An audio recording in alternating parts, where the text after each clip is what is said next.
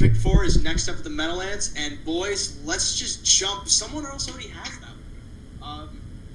I'm not going to have a good catchphrase for tonight, so let's lay Pick 4 at the Meadowlands for tomorrow as a guaranteed pool of 50. A lot. 50. I said a lot. Quantifiably speaking, a lot is relatively close to $50,000, so I was in the right ballpark. And this sequence kicks off with the 8th race. Wow, I did that thing where I handicapped 7 through 10. Gotta fix that. Oh, man. This sequence starts with race. I missed you Pick 4 sequence. Winners of $8,500 their last 5 starts. $12,000 purse. We have 9 horses lining up here. Mike, starting with you. How did you see this race unfold? I'm too deep. This non-winners of 85 is probably more like closer to like non-winners of 5,000 types. I'm with 2 of the inside horses. The 3 all week has lacked room last 2 weeks against non-winners of 5,000. Could have very easily won both of those races. It was strapped in till late and then got loose only to miss by a half a length and a neck in fast races. Any kind of trip, and this horse is going to be right there. And then the 4, Siskel. This horse won first time back and then ran into Beyond Delight last time, who was obviously well meant for Pelling. Now gets Jingra. I would expect a little bit more aggressive drive. I think it's one of those 2, 3 and 4. Rod, is it one of those 2? I'm using one of them. I'm going 1, 4, 5, 3 deep here. The one rather swell. Raced in a 20 claimer last time. That's about an equal level to this race. Draws the rail. Andy Miller stays on. It was his choice in this race. I do like this horse based on the fact that last week he sat the rail, got shuffled, and he draws back inside this week. So I think no reason not to think he's not going to be sitting close at least. And he's got a shot from there. The 4 Siskel, I think it's pretty obvious.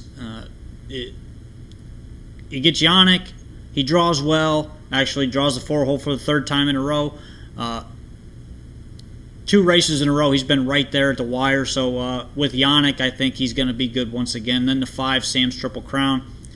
Last week was just too far back, had no chance to win that race, but he was closing on the end of it. Jimmy Marone picks up the drive.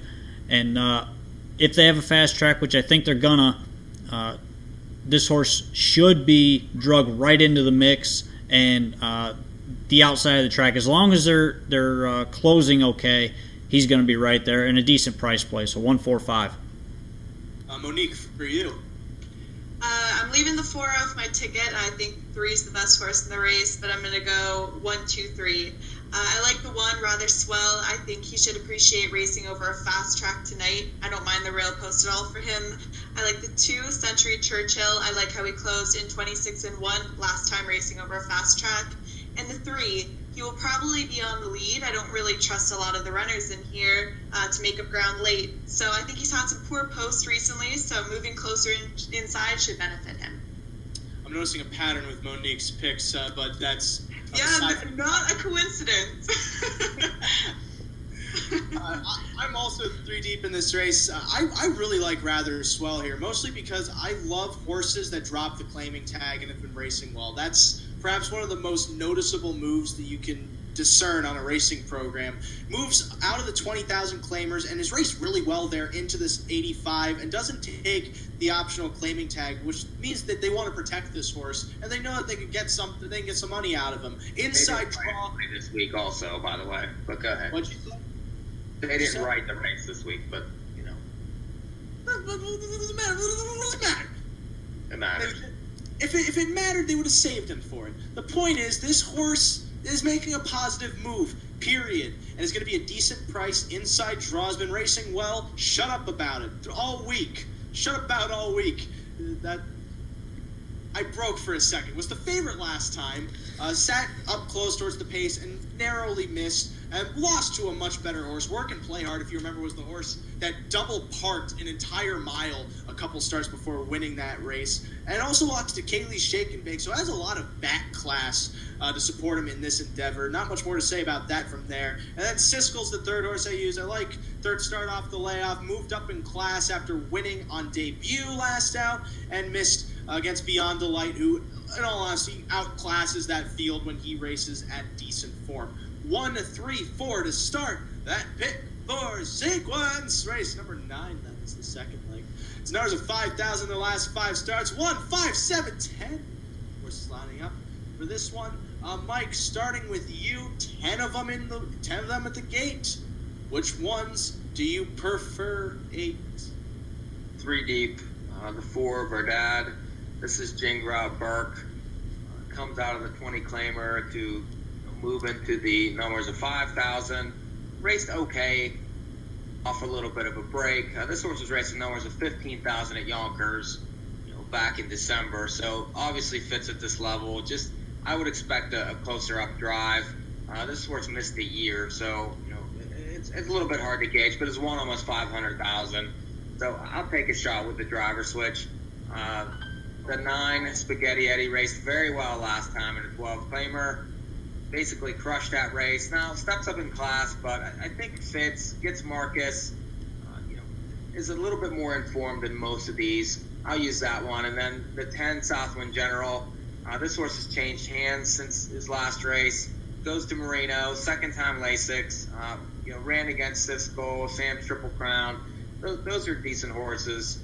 I think maybe a little bit overlooked on the outside post here. If he's right, has definitely a good chance. 4, 9, and 10. Run! We have 3 deep. I'm going 3, 4, and 6.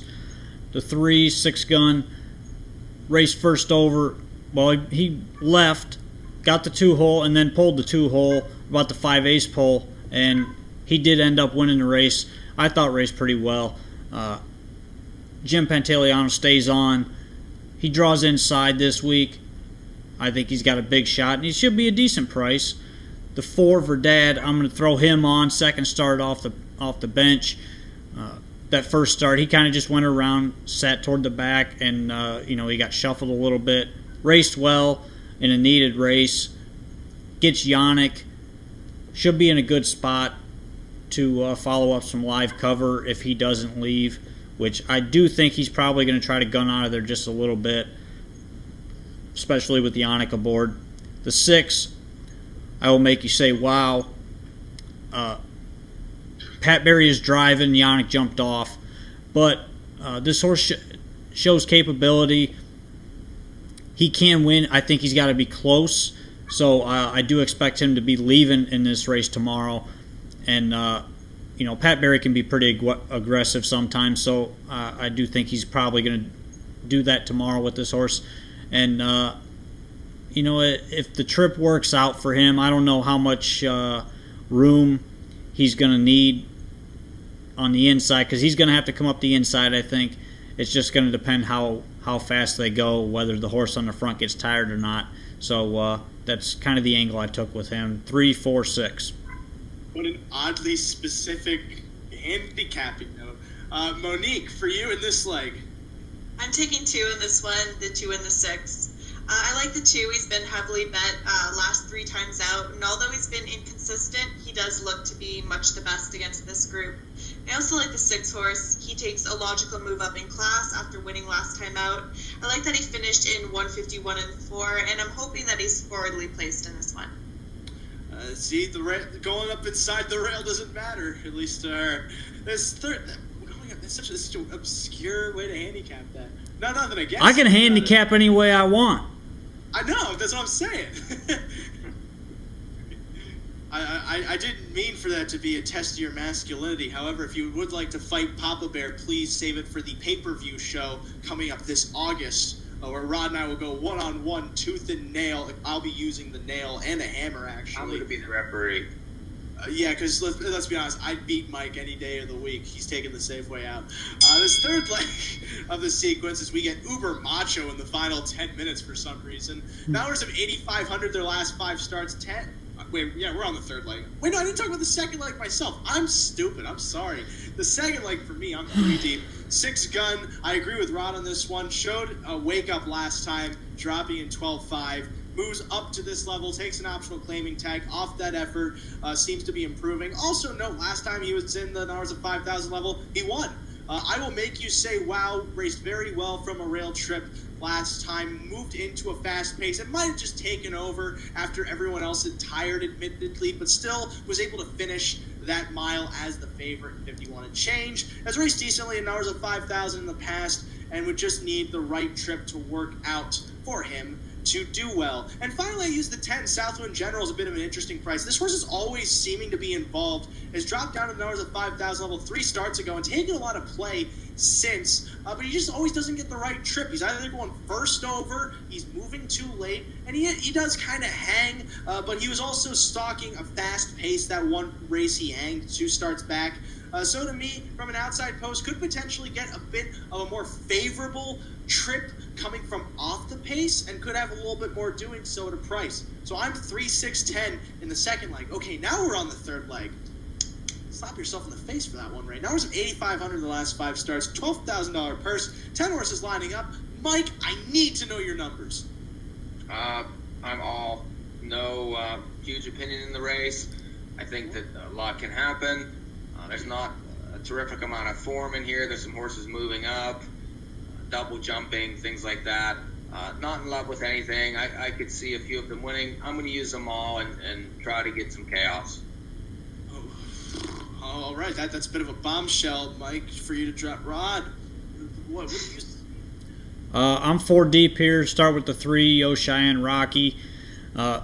Hasn't been, in great form recently. Draws inside. The horse should be close. This is a softer non-winners at 8,500, I think, than what he's been facing recently. So I'm going to throw him on at an okay price. The 4, I like Dreamin'. Pat LaChance, first off the shelf, missed about 2 months. Really good qualifier against some really good horses, some stakes caliber horses. So I'm going to throw him on just based on the fact that he was in against a lot of good horses in that qualifier, and a lot of times that'll translate into that first start against a lot weaker competition. The 5, Mr. Truth, I'm going to use him. This looks like it's going to be a good spot for him. Doesn't win very often, but with this spot, I think if Pat LaChance drives how he's supposed to drive it and pulls this horse, the 5 should be following, and he should be getting a really good trip and drag him right into the mix. And then I'll go way outside to the 9, Bad Gamer. This horse raced well last time. Brett Miller stays on.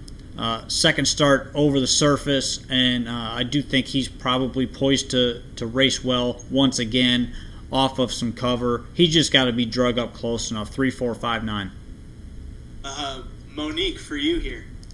I like 4 in this one, but I do see the angle in taking all wide open race. But I mean, I like the 2, 3, 5, and 9. The 2 ships in from Yonkers, where he struggled. In fact, he struggled for the better part of last year as well. He's definitely vulnerable, but I like his chances. I like the 3 as well. I'll excuse the last start as he drew the 8 hole. I think he'll be forwardly placed today and should rate well on the front end. The 5, I like the price, and I like that I see consistent 151 and change efforts. There's value to take a shot at double-digit odds. And the 9 as well, narrowly missed last time on a wide trip. I think he's one of the most talented horses in the field, but the outside post and shorter price are deterring. But either way, he's a must-include for me. I'm leaning more towards Mike's opinion on this race. There's really not a lot of form here, so I understand your sense of taking all in that regard. However, I still take 2 because I could only find 2 horses that even remotely appealed to me. Cheyenne Rocky being one of them. From an inside post, he could end up just being dragged along, or he could even send for the lead and wire the field. He's done it before against hours of 5,000 back on February 3rd. Otherwise, he's had a couple of iffy starts against this $8,500 grouping, but this is a much weaker bunch, and I'll explain why, because I had a couple of notes on some of the horses Rod had, and such as the 4, I like Dreamin'.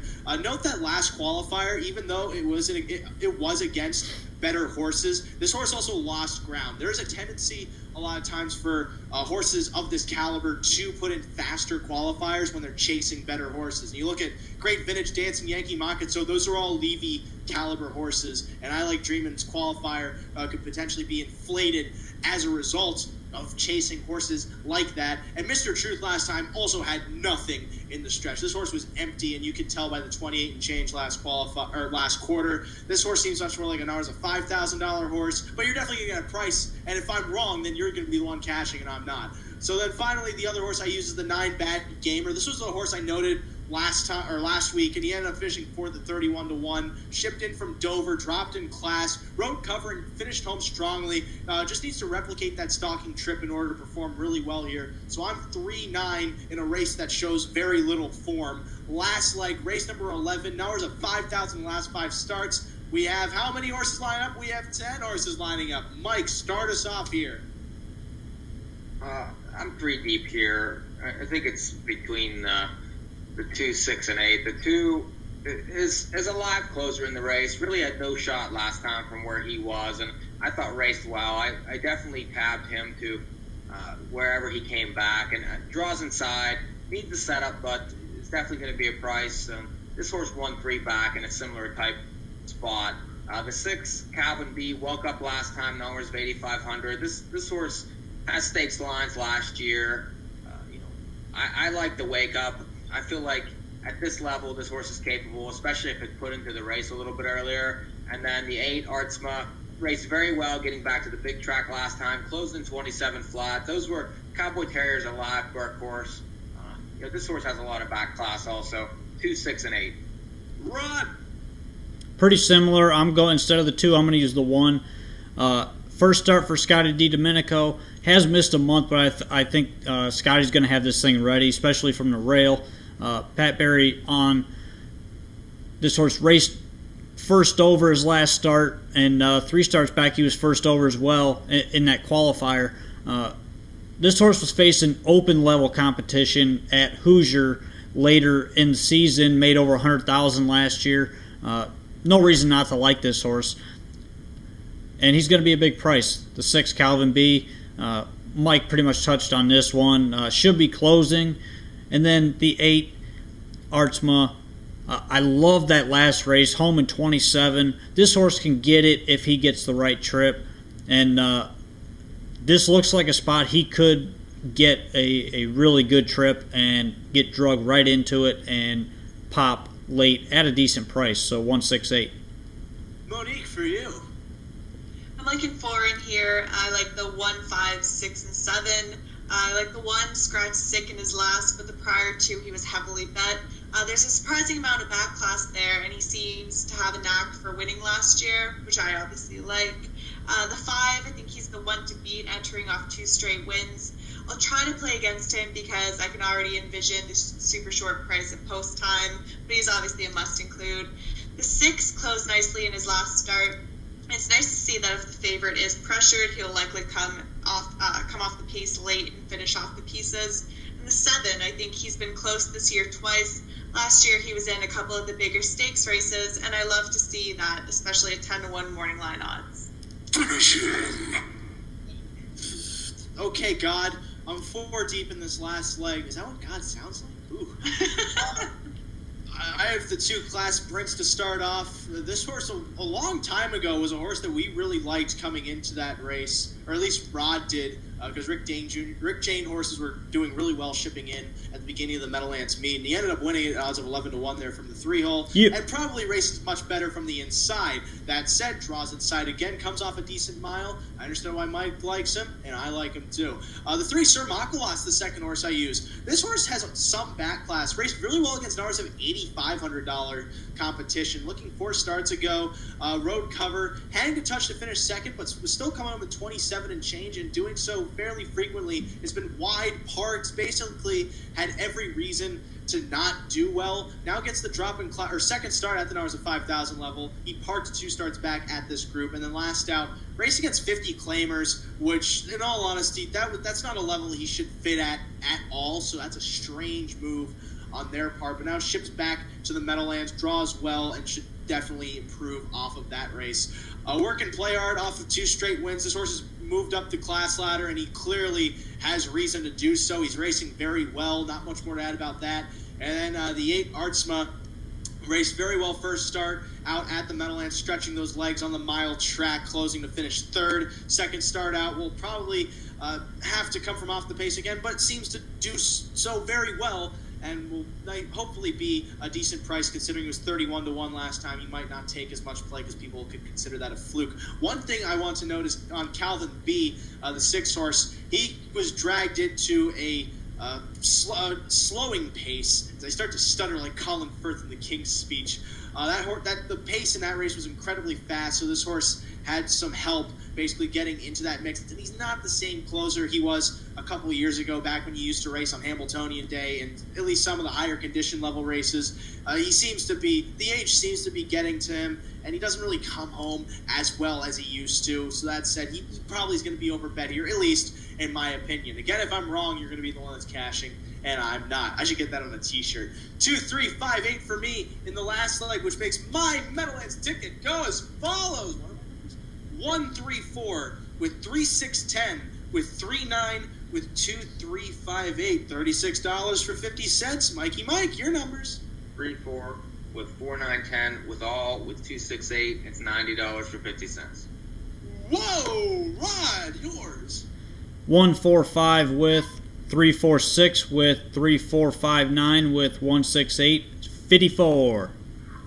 Monique. Have my numbers been on my cost this time? I got 1, 2, 3 with 2, 6 with 2, 3, 5, 9 with 1, 5, 6, 7. $48. $48.50. I did the math Perfect. in my head and not on a calculator. That said, I want to thank Monique, the Parlay Queen, for joining us for this edition of North American Horse Update. It was a pleasure to have you on to handicap these races. Hopefully, I didn't overtalk you, or we didn't overtalk you at all, and hopefully you had a good time coming on to talk about some races, even though we just kind of handicapped here and there. But again, it's still thank you for coming on and contributing. Thank you so much for having me. I had a great time, a lot of fun. I think I fit in well with my glasses, although I wish I did get the memo, but thank you guys for having me. And that said, again, we also want to thank the Parlay Queen. And if you're at home not thanking her for being on the show, I really can't do anything about that. I mean, it's just kind of common courtesy to thank your guest for contributing their time, because they could be doing other things like watching Cheers on TV Land. That's a callback, ladies and gentlemen. But for me, Ray Catolo falling out of my chair from the sheer enthusiasm I get from talking about horse racing. Thank you for listening to another edition of North American Horse Update. Next week, more racing from London, Woodbine, and Meadowlands. But for now, I have been Ray Catolo. They're Mike Prebosi, Rod Elms Jr., and at Parlay Queen on Twitter, Monique. Thank you for listening. I'm curling up into a ball and rapidly approaching the fetal position because it's time for an internal crisis. But that's not for you to observe. But again, thank you for listening. We hope you'll tune in next week for more fun, gambling, horsey action going in circles and circles and circles and circles.